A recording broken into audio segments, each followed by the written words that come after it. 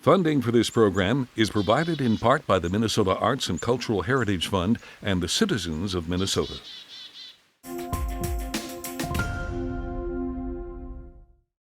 Our Town, the show about Rochester, gets ready for Experience Rochester's annual Restaurant Week.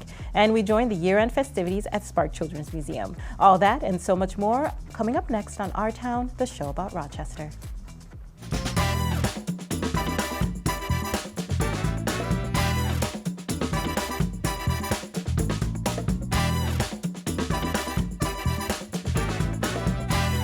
Coming to you from 125 Live in Rochester, Minnesota, Our Town.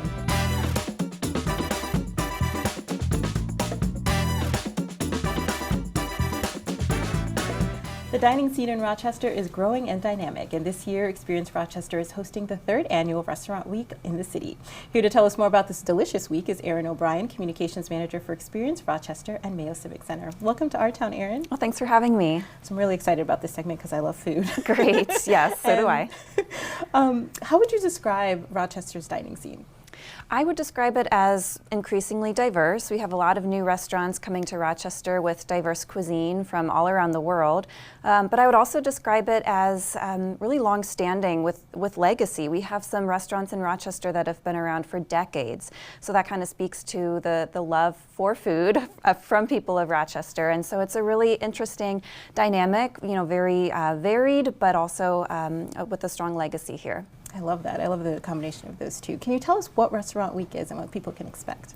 Well, Experience Rochester's Restaurant Week is a week-long celebration of Rochester's dynamic dining scene. So we have more than 30 restaurants participating this year, and those restaurants are offering a variety of promotions, whether it's a new menu item that they don't serve any other time of year, or a special menu, or special deals. Really anything goes in Restaurant Week as long as it's just something special, something to look forward to. So from January 20th through the 26th of 2025, those restaurants will be offering those deals. So it's just a great way to celebrate our restaurants and also support them during what can sometimes be a slower time of year, this January cold snap that we usually get here in Rochester. So in its third year, how has Experience Rochester's Restaurant Week grown? I would say it's grown really with the restaurant's creativity of what they offer. It's really cool to see what these restaurants have planned for Restaurant Week. We have some returning favorites like Thai Pop. They're doing their seafood boil, which they did last year and it was so popular, so we were excited to see they're bringing it back again this year. It's a really creative thing that they do for 2 to 3 people, this giant seafood boil that serves multiple people. And then we have restaurants like Blue Duck. They always come up with something brand new. This year they're doing an ode to Maine and their travels to the state of Maine and where they source their food from. And then we have some really creative prefix menus, so maybe 2 or 3 courses where you can choose a dish from each course. And then some really great deals. So we have deals, as low in price as $5 at Snappy Stop. They have a cool lunch deal for $5. So I would say it's grown just in that creativity, and you can find something for everyone with the Restaurant Week deals. Yeah, it definitely sounds like there's something for everyone. And then you mentioned lunch deals, so this sort of like every meal can be part of this as well. Yes, mostly lunch and dinner this year, but we do have a couple breakfast options this year. Benedict's comes to mind. They have a really great breakfast menu for Restaurant Week. Excellent. What transportation options are available for residents that are planning to dine out during the week? Well, for Restaurant Week this year, we are partnering with Rochester Public Transit with their new RPT Go program. It's a microtransit ride service. So if you are in Southeast Rochester, you can get a free ride to downtown this year during Restaurant Week with a coupon code that's posted on our website. So you can get a free ride and then dine and get a free ride back. So we're excited to partner with them for this year's Restaurant Week. Excellent. What partners are involved in hosting this year's celebration? And is there anything let's just say that. What partners are involved in hosting this year's celebration? Yeah, well, Experience Rochester is presenting this Restaurant Week for the third year. We're very proud of that. And then Rochester Magazine and Mayo Clinic are supporting Restaurant Week. We're thankful for their support. And then, of course, the 30-plus restaurants that are partnering with us to help promote this campaign. How do local restaurants and the dining scene contribute to the vibrancy and the culture of our city? In a lot of ways, for sure. I would just start with, of course, the basics, the food. Food is culture for most people. So it's exposing people in Rochester to different kinds of cuisines from around the world, or here at home, Minnesota cuisine, so getting a taste of other palates, expanding people's horizons in that sense. But I think also restaurants are great for culture because restaurants are a gathering place for friends and family. They can be a place to meet new people, get to know loved ones. They can be a place to enjoy live music or poetry or some kind of live entertainment while you dine. So restaurants are really great hubs for cultural activity, especially in Rochester. Definitely. You mentioned a little bit earlier about the fact that January is a little bit slow, and restaurants also have had a lot of adjusting to do, especially after the pandemic in 2020. How has the restaurant scene sort of grown and changed as you see it in the post-pandemic years? Well, I think it's grown and changed with how downtown Rochester and Rochester as a whole is really coming back after the pandemic. We're seeing more activity in downtown Rochester, more visitors, more residents coming downtown.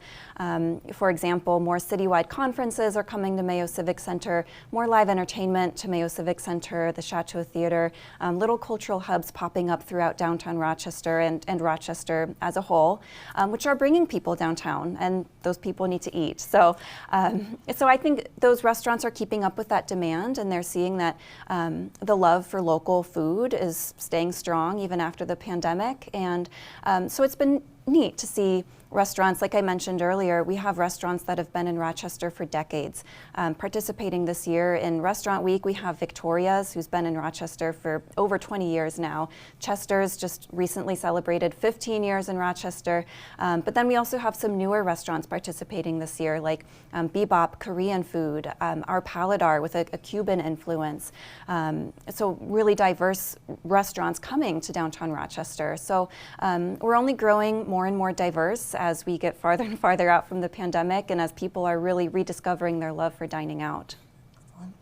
Are there other, I know other times during restaurant weeks and other places, for example, there's sort of like an itinerary, like we can go see a show and then we can go to a restaurant week. Are there other sort of itineraries that you might suggest for people that are thinking about making it a night out? Oh, absolutely. Well, I would recommend going to experiencerochestermn.com.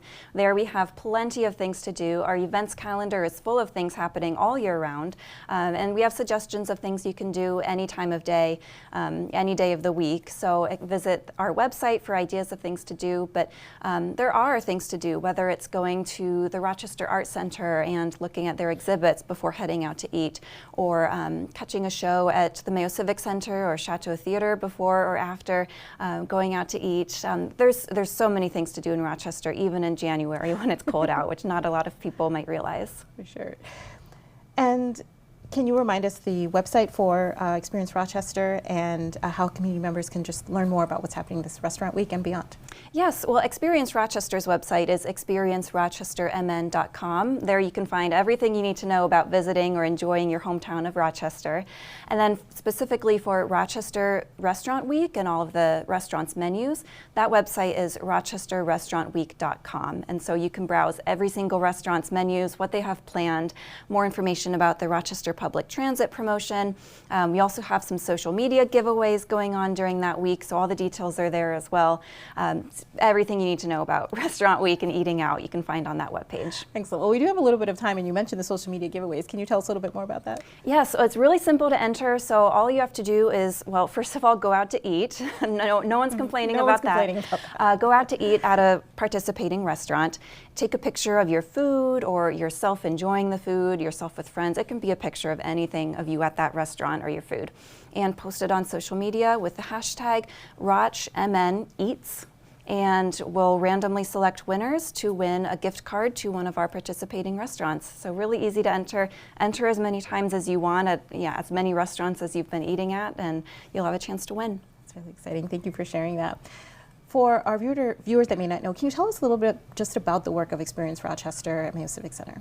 Yes, well, Experience Rochester is the city's destination marketing organization. So we're here to help residents and visitors know everything they need to know to visit and stay in Rochester and enjoy things to do here. So whether it's hotels to stay at for people who are visiting for a variety of reasons, whether it's for Mayo Clinic appointments or just visiting for the weekend, places to stay, places to eat, as we've been talking about. We have all the great places to eat and things to do, especially. And that really applies to residents and visitors who are always looking for things to do year round. And so whether it's going to Quarry Hill to do some snowshoeing this time of year, if we get snow on the ground anytime soon, or exploring some of our cultural hubs and activities here, Experience Rochester is really there to help you out with those ideas.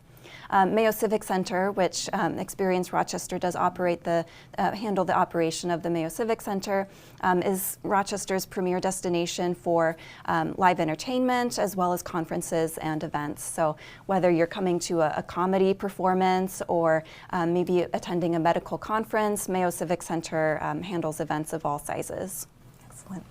And I know it's the beginning of the year, and we're here to talk about Restaurant Week, but are there some things that you're sort of looking down as you're looking down the pipe of the year that you're excited about that Experience Rochester is hosting this year?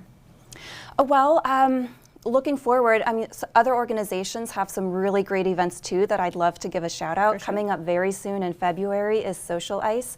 The Rochester Downtown Alliance hosts that every year in downtown Rochester. So that's another great way to get people out and about in the cold months when you need a little extra nudge to get out in the cold.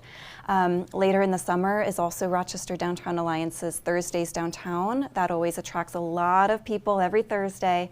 And live music all throughout the summer. Rochester Public Music brings free concerts almost every day of the week during the summer, whether it's the Forward Park concerts or the Down by the Riverside Music Series on Sunday evenings. There are so many opportunities to experience live music.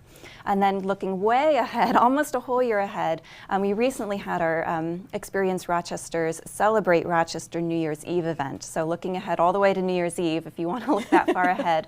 That's always a family favorite. It's a free community event to ring in the new year. So like I said, things to do all year round, regardless of weather, regardless of location in Rochester, throughout the city, there are things to do. Wonderful. Well, thank you so much for joining us, Erin. Thank you for sharing about Restaurant Week and beyond with us here today. Absolutely. Thank you.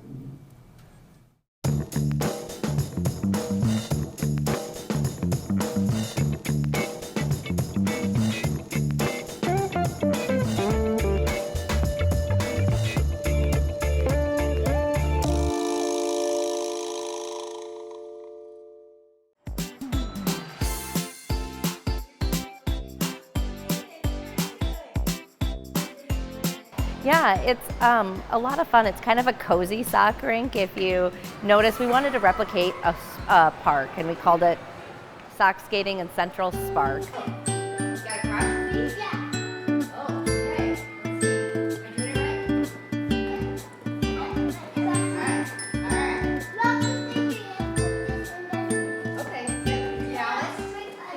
It's a space where families, no matter your age or size, can really engage. And so I've seen the littlest of little that aren't quite crawling yet, just sitting in there enjoying and watching, to older children working on spins and movement. So some of the goals are just engagement, but also moving your body and socializing with other people, learning to share space, and fine and gross motor skills.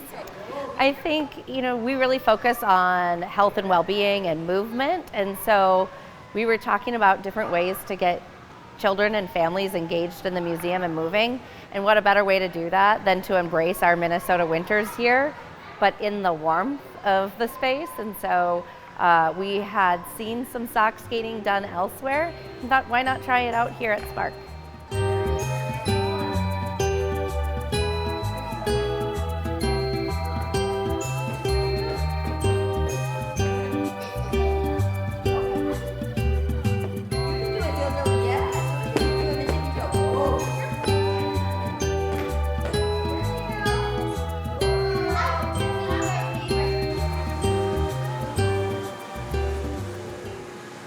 Yeah, so we've been members of Spark for a long time, but this is the first time using the skating rink today. Yeah, Spark in general, and especially this cool little ice rink. It's just a fun spot for kids to be inside, but still kind of get that experience of skating and it's probably safer and easier for the parents too to have your kids out there. What has delighted me is how it came together with the lights hanging above it and the trees behind it to make it feel a little bit more outdoorsy when we're still inside, because it is pretty chilly outside these days. So getting movement inside is where we have to go for our warmth anyway. It's really fun. It's slippery. You got to be kind of careful if you're walking out there, but it is safe for kids. So I'm comfortable letting my little kids use it. Being the state of hockey, everybody should learn how to skate, and so I think a little ice rink like this is a good way for kids to start practicing skating. I played hockey my whole life and I love skating too, so it's kind of fun to get out there and see what's out there for new things to help kids learn how to skate. I think this is a new thing for a lot of children. They like to move and slide and see how their body moves, and so we've received a lot of positive feedback. We unveiled this on New Year's Eve as part of our New Year's Eve party, and it was a really, really popular place to be at that event. So the exhibit was easy to put together and creates hours of fun for kiddos. We're seeing a lot of happy faces come out of the sock skating rink.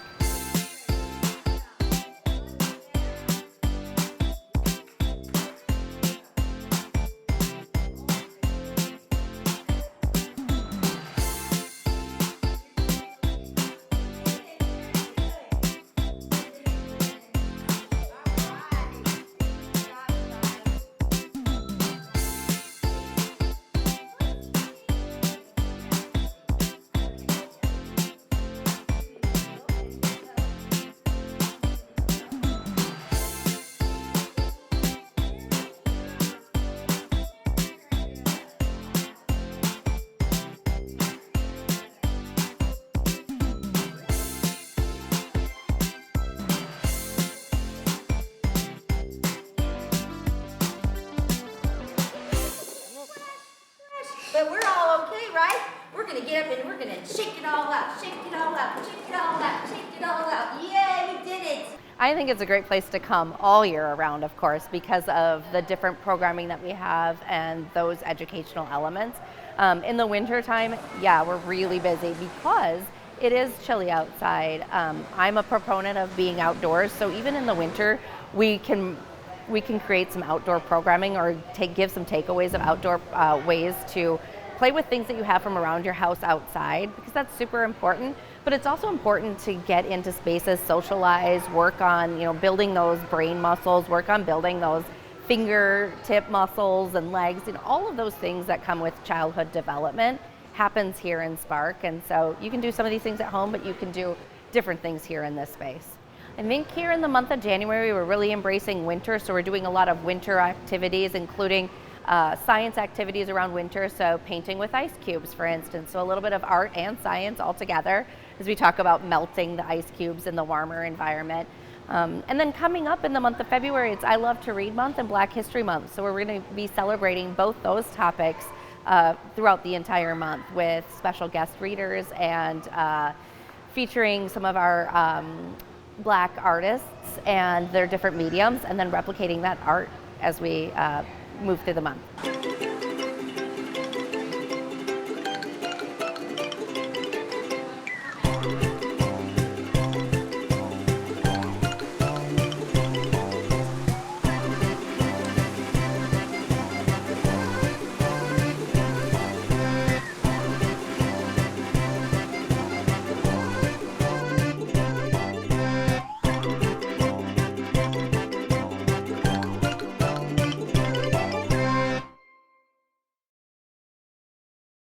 For more information about this story and other Our Town features, connect with us on Facebook, Twitter at KSMQ #OurTown, or ksmq.org/OurTown.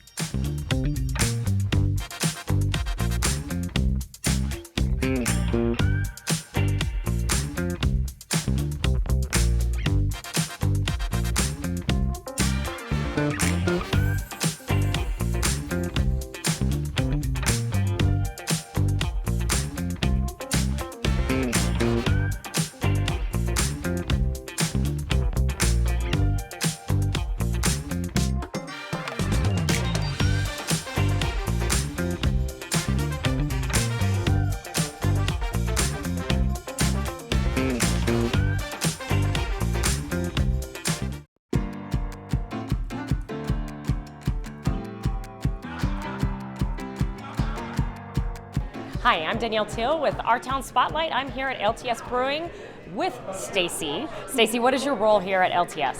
So I do a couple things here at LTS. I handle some of the marketing work, as well as running our social media events, and then I also host our bingo and trivia every Tuesday night here at LTS. So I'm in and out pretty frequently.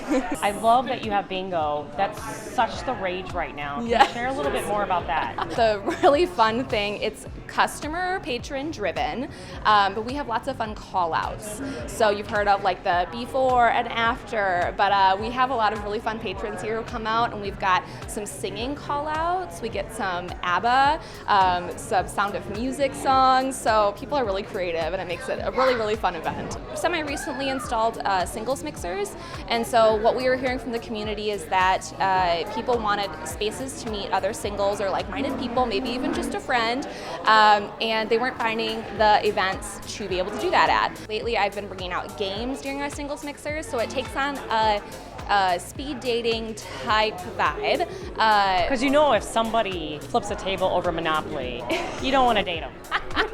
Fair enough, Right? yes. I mean, honestly, you can really decide if you would be good with somebody. We also do monthly movie nights, which sometimes are more kid-oriented movies, especially like around the fall. We had several Halloween movies. We have some kid holiday movies coming up as well. Then we have a weekly game night on Mondays that alternates. So we do a monthly cribbage, a monthly poker. That's kind of a newer one. We're doing a poker is night. also rising back up. Yes. Another one that's been really popular lately is our puzzle night. So we have kind of competitive puzzling. We have one coming up this month where people will actually get to take home the puzzle. So everyone's doing the same puzzle this month, whereas normally it's just a 500-piece puzzle, so it's not always the same one. But this month, everyone's going to be competing with the same puzzle, and if you finish the puzzle in certain increments, then you win some prizes. We hear a lot of positive feedback about live music, and so something that we've been starting this fall into winter is kind of in our slower season, bringing people out with what they like, which we're bringing out some smaller groups of live music. So we have every Friday or several Fridays coming up. We're trying to book more and more. We have several Fridays filled with small groups of live music. So like 3 people, 1 person maybe. We can't have huge bands in here during the off season, but we have small singers or bands coming out to perform here in the brewery. Again, our operations manager is just awesome about kind of coming up with new ideas. And so this fall we started an event every Sunday. No matter what games are being hosted, whenever we're open here, we're playing football games on our big screen as well as all the screens in the tap room. And all day long on Sunday, it's $10 pizzas. People don't realize that we actually make our own soda here, which is cool. Second. Yeah. Okay, let's dive into that just a little bit. So you make your own soda. Yeah. What's the best flavor? Oh, I really love our butterbeer, but it's a non-alcoholic soda. The kids can have it. It's really good. It's my favorite soda. Usually we have that one here. Root beer is usually here, and then we rotate. So we've got like all kinds of fruit flavors that come and go. We had an apple soda here recently, so we'll make all kinds of stuff. It's really fun. It sounds so good. Yeah. Where can people find out about the events, the menu, all that good stuff? The best place to stay up to date with all of our events is right on our Facebook page. So on social media, we share out all of our events as like calendar events, but then we also update via like posting and stories and things. So following us on social media is by far the best way. We do put out information about what beers we have on tap and that sort of stuff on our website too, but I would highly recommend following us on social media. All right, anything else you'd like to add? Ooh, we just hope you come out to LTS. We love seeing new faces, and it's been fun to see who becomes regulars here, I think. We tend to keep people once they find us here. Kind of what they say about Minnesota, once you go there, you can never get out because of the snow. Yes. Or the people, right? Or the people. We're great. I mean, we are great. We are great. That is awesome. Share a little bit more about the movie nights. What does all that entail? Yeah, so the movie nights are inside currently. We will sometimes do them outside whenever the weather is nice, but right now as it's getting colder, they're inside. So we've got a big screen right here in the tap room, and we will sometimes partner and maybe have like popcorn or something from like a local nonprofit. Recently we did that with a local nonprofit, and that was really fun. But yeah, we'll host a movie night here. We alternate between kind of popular movies. All right. right, we have a patron here at LTS, and you come here and visit, but there's a really cool story about it, so share your name, and what is the connection? So I'm John Keski, and the owners, the original founders here, are people I used to work with. So what is your favorite thing about coming to LTS? So I like the atmosphere here and the people that I'm hanging out with. We have our happy hours here, and it's just a fun group. Once you know a lot of people, it makes it even more fun. Thank you so much, John. You're back. This is Danielle Teal with Our Town Spotlight. We're gonna go check out the sodas and get some pizza.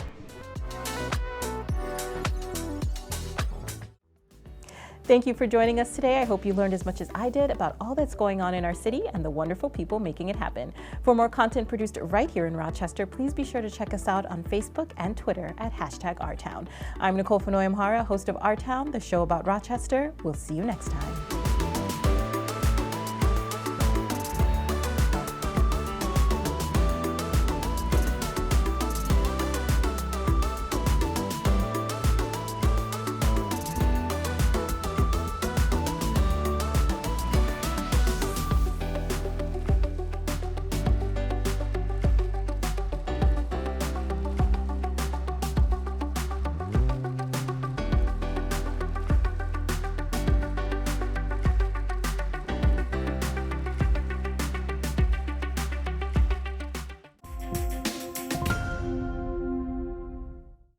Funding for this program is provided in part by the Minnesota Arts and Cultural Heritage Fund and the citizens of Minnesota.